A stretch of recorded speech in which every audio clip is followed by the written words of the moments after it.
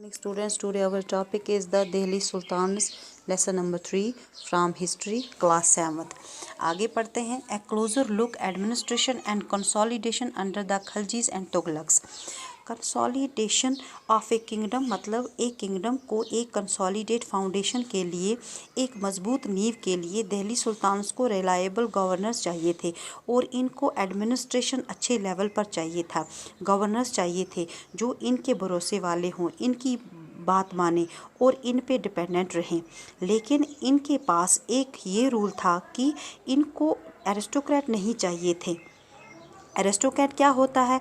जो high society या जो हाई सोशल रैंक वाले लोग होते थे उनको एरिस्टोक्रेट कहते थे. अब उनको एज ए गवर्नर चूज़ किया जाता था पहले के टाइम पर, लेकिन दिल्ली सुल्तान को ये नहीं चाहिए थे.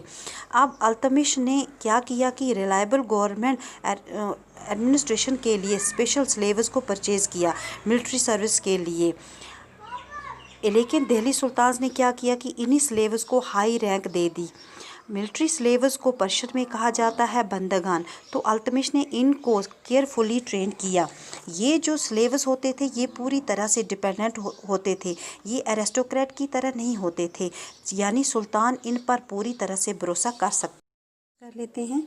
खलजीस एंड तुगलक ने भी अल्तमिश के बाद बंदगन को कंटिन्यू किया और बंदगन में इन्होंने हम्बल बर्थ वाले लोगों को रेज़ किया जो कि स्लेव होते थे या क्लाइंट होते थे. क्लाइंट वो लोग होते थे जो high rank high political position वाले लोग होते थे, ये डिपेंडेंट रहते थे. अब तुगलक और खलजीस ने इन लोगों को जनरल एंड गवर्नर के तौर पर अपॉइंट किया. अब ये जो स्लेव्स और क्लाइंट होते थे ये अपने मास्टर से ही लॉयल रहते थे और ये मास्टर्स के बेटे या उनकी फैमिली से लॉयल रहें ऐसा कोई रूल नहीं था. लेते हैं.